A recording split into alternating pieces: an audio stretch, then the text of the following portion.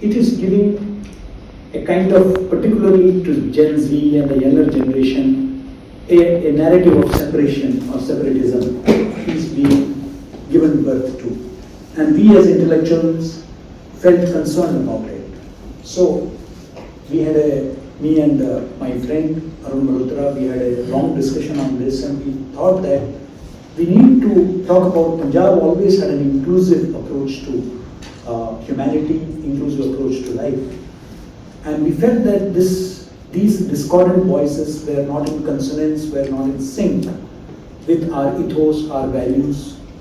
And we need to highlight this, at least to an intellectual audience to begin with, because that is where Habitat's role lies. So we thought about it, and tonight's discourse centers on a profound and timely idea: Sikhism's inclusivity, Punjab's gift to humanity. Sikhism, born in the land of Punjab, has offered the world a living philosophy of equality, service, justice, and radical inclusivity that transcends caste, creed, gender, and nationality. In an age often marked by division, the Sikh ideals of Sarvada Bhala, welfare of all, and the open doors of Guru Granth Sahib and the Langar remain powerful reminders of our shared humanity.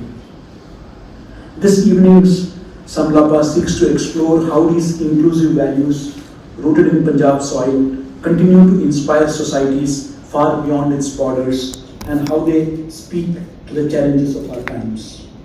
On behalf of Bharat Bodhkian, we invite you all to engage openly, listen deeply, and reflect together as we embark on this important dialogue. Once again, a heartfelt welcome to each one of you. May this evening be enlightening and enriching for us all. Thank you.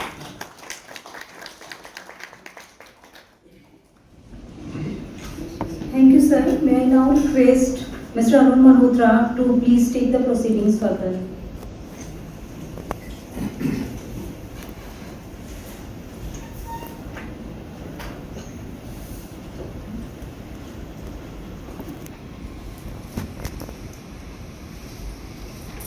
Good evening, everybody. Professor Dr. Jaspal Singh, Professor Dr. K.G. Suresh, distinguished ladies and gentlemen, a very warm welcome to you. Today, we are making this existential inquiry.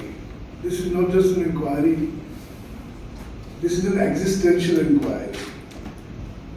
If we would have made this inquiry some 400-500 years back, we would have been eliminated.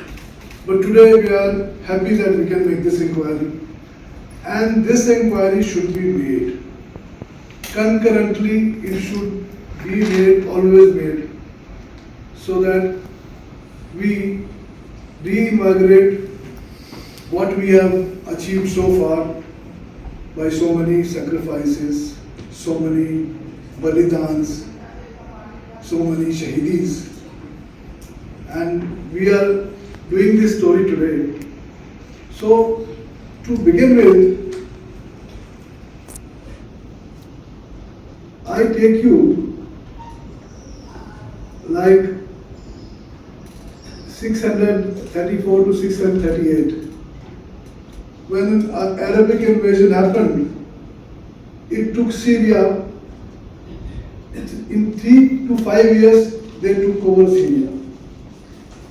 In Egypt, it took 3 to 7 years, in 639 to 642. Persia, Iran, it took 633 to 651, 18 years. Iran took 18 years, just 18 years. Hispania, that is called Spain, 711 to 718, 7 years. In 7 years, Hispania was gone. But come back to India.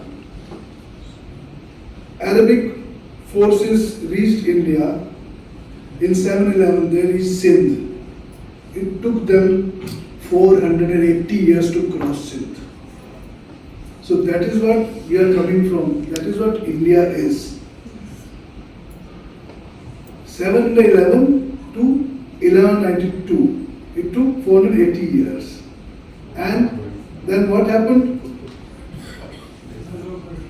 After 800 years, to what Ghazni took in 1026, Ghazni took from Somnath temple the doors.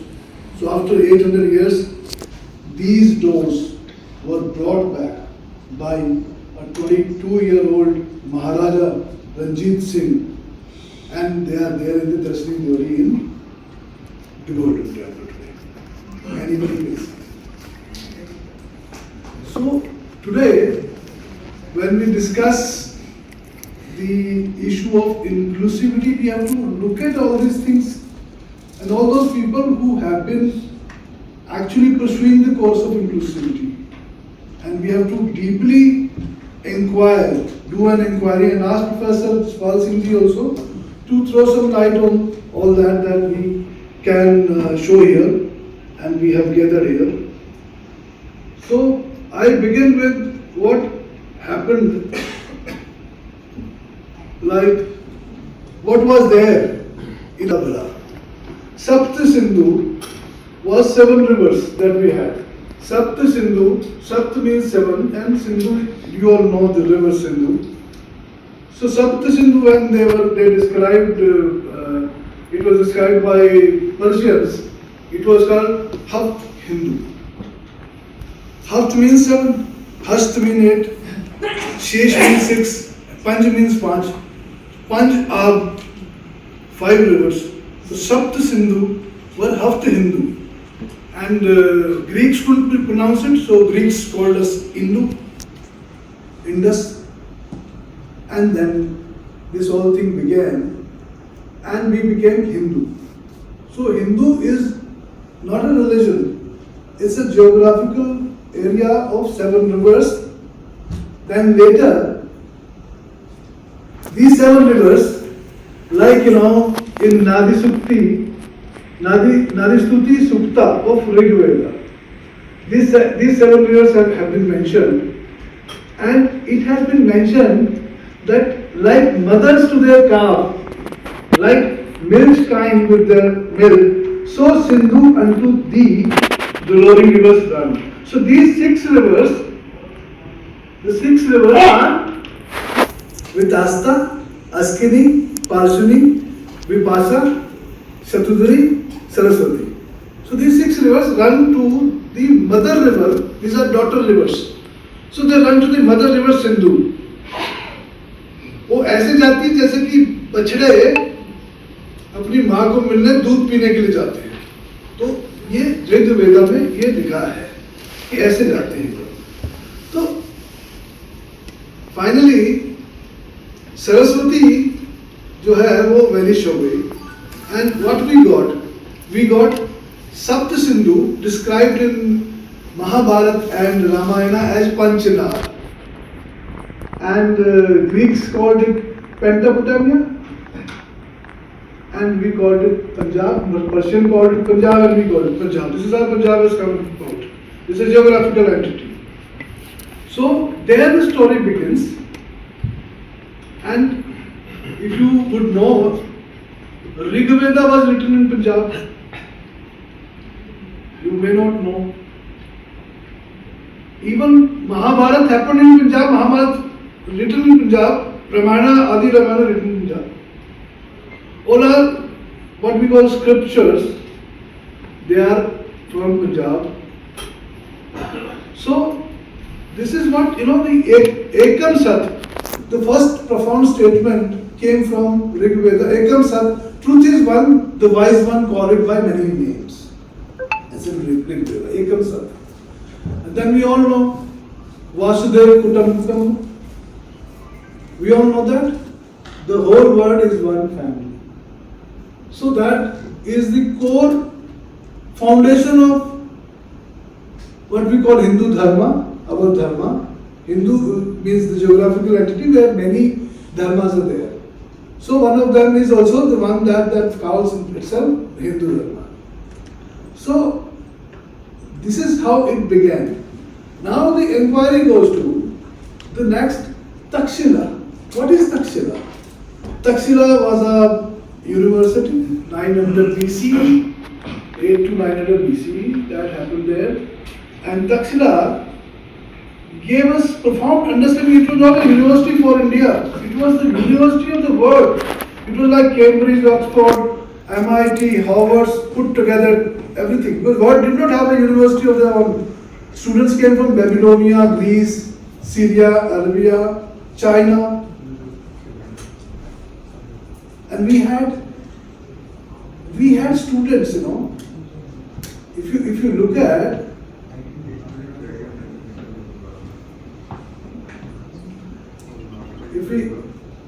if we look at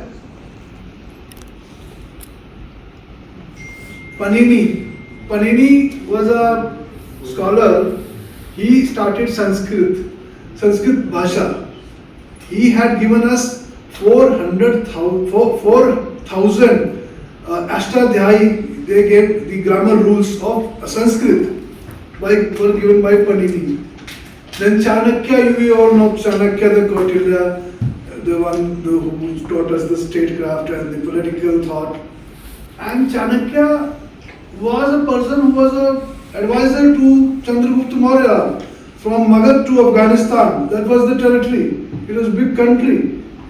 And what we follow? We follow Machiavelli the prince, who was just an advisor of a little municipality, king. So Chanakya, he had a better territory and better things that he did, like Jivaka, Charak, Kumarlata, Udalaka. So many we had. Takshila had 10,500 scholars at a given time and 2,000 teachers and 68 disciplines. That was the thought. And Takshila was not a. Takshila was not a. It was a civilizational proposition and an inclusivity of Takshila. It tells us that intellectualism is not just ethical, central to one place. It belongs to the world. So this is what Takshila tells us. Now, if you talk about Panini, yeah, I'll just finish in 10 minutes. Okay, sir? So there comes the story where the Alexander the Great was there, and he met King Porus. Before meeting that, he went to he called his cabinet, and there they called Aristotle was his advisor. So they asked Aristotle that why don't whether we should attack there the King Porus. So Aristotle said, no, don't attack that. And he asked them why not? Aristotle told them that these are very sovereign people. The people beyond Indus are very sovereign people. They will never accept you, and they will send you back. You want to go and conquer the world, but they will send you back. This is what Aristotle told Alexander, and it happened. Same thing happened. Then in 710, Raja Dahel was there, which is a Hindu Raja who was giving shelter and asylum to everybody who were coming from Arab. So he had to pay the price. So Muhammad bin Qasim attacked him and killed him also. Then there was another Hindu Shahi Raja which was there, and King Jaspal, which was there, and then he was also attacked, and in 1001 he immolated as a Rajput tradition. So there, the Punjab, this is over Punjab. So Punjab, these Sufis started coming. The Sufi silsila started coming. The Dervishes started coming, like Baba Farid started to. First, Data Ganj Bakhsh came, who settled there. Then his disciple, they were from the Chishti silsila. So Moinuddin Chishti, Khwaja Moinuddin Chishti came, then Bakhtiyar Kaki, Kutubuddin Bakhtiyar Kaki, and then Baba Farid. So Baba Farid, who said the Farida Jetu Akal Latif hai Kale Lekh na Lekh, Apne Girban vich tu sir leeva karke dekha. After Baba Farid came Nizamuddin Aulia, after that his disciple Amir Khusro, and so on. Everything. So the debate was that whether everybody thought and everybody propagated that Sufis were Islamist. So this was one of the myths. Sufis were not Islamists. It so happened later years when Allama Iqbal told, he said that Islam ki sarzameen par tasawwuf means mystical Sufis. Islam की सरजमीन पर तसव्वुफ एक अजनबी बूटा है. It's a unknown sapling. इस्लाम की सरजमीन पर तसव्वुफ एक अजनबी बूटा है. But ताराचंद थे, उन्होंने क्या कहा? उन्होंने कहा कि हिंदुस्तान की तसव्वुफ की सरजमीन पर इस्लाम एक अजनबी बूटा है. उन्होंने कहा कि तसव्वुफ जो है, ये सूफिज्म जो है, ये यहाँ का था, यहीं का रहेगा, और सूफी भक्ति पहले वाले सभी का है. ये आप नहीं लाए सूफिज्म यहाँ पे. सूफिज्म था, आपके लोग आए वो सूफी हो गए, उनका एक अपना एक मैनिफेस्टेशन था. तो इसी तरीके से भक्ति कर्म, जैसे कि कबीर साहब आए और रविदास, गुरु रविदास, चैतन्य नामदेव जी और रामन. तो जैसे कबीर साहब का जो he is also there in the Guru Granth Sahib. He said अबर अल्लाह नूर पाया कुदरत के सब बंदे, एक नूर पे सब तक हुआ, कौन पढ़े कौन मंदे. It is there in the Guru Granth Sahib also. Then in 1469, Guru Nanak comes.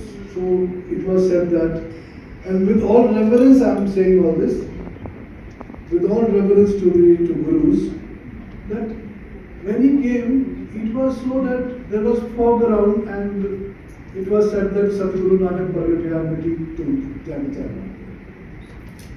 So Guru Nanak gave Ekunkar Satnam Karta Purat Virko Nirvaya Kama Ajuni Sapam Guru Prasad, and then Jap.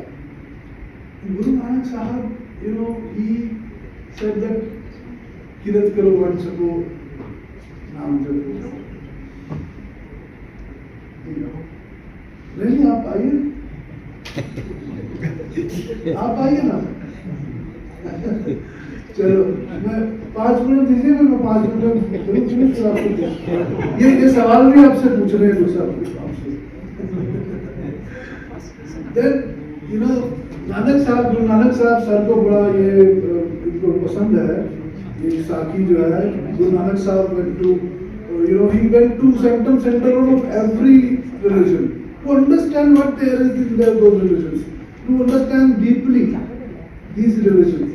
So what happened, Guru Nanak Sahib, when he went to Makkah, so there the Qazi Ruknuddin, sir ko ek baat Qazi Ruknuddin said that why you are having your feet towards the Makkah?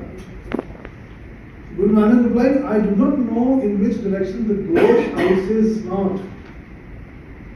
I do not know which direction the God's house is not. If you know, you can turn my feet there, where God is not. And we know of the legend, what happened. At this, Guru Sahib sung prayer in Persian, yak arj guftam pesh to dar gosh kun kartar haka kabir kari to beyan parvat vigar. So I also request Dr. Sahib to throw some light on this poem also, this prayer of Guru Sahib in Persian. So I'll not go into the Sikhism lineage because my Dr. Sahib will take care of this. I come to 2-3 very basic points, like the Adi Granth, which was compiled by Sri Guru Arjan Ji, Sahib Ji, and it was the genius of Sikhism, basically. It was the genius of Sikhism that it had hymns and bani of all the saints like Kabir Sahab, like Farid Sahab, like and then Namdev, Tanna, Talochan, Jaidev, everybody, it had so much in it, and it was an all-encompassing, kind of a granth that was made. I would like to correct you here. They were not Hindu Bhagats, they were only Bhagats. So kindly correct. Okay, right. Because Namdev himself says, Na hum Hindu, na Musalman. Yes, you are very right, and this is what we are discussing. But usually right-wing people portray them as Hindu No, Bhagats, we don't say that. which is disservice to the... So, what we are making this inquiry is the same way we are making this inquiry. Like Guru Nanak Sahab, his feet. So he wanted to say that God is in all directions, not in the direction where Qibla is, or not in the direction where something else is. But then, what did Guru Arjan did? He, same thing he did. He made the Golden Temple with 4 doors for all humanity. So that's the same thing, that same mirrored understanding of Guru Nanak Dev Ji. He presented it in architectural design. So that was the genius. And the third thing that I want to inquire, I'm doing an inquiry and I'm asking my teacher, Professor Dr. Jaspal Singh here, and the inquiry was that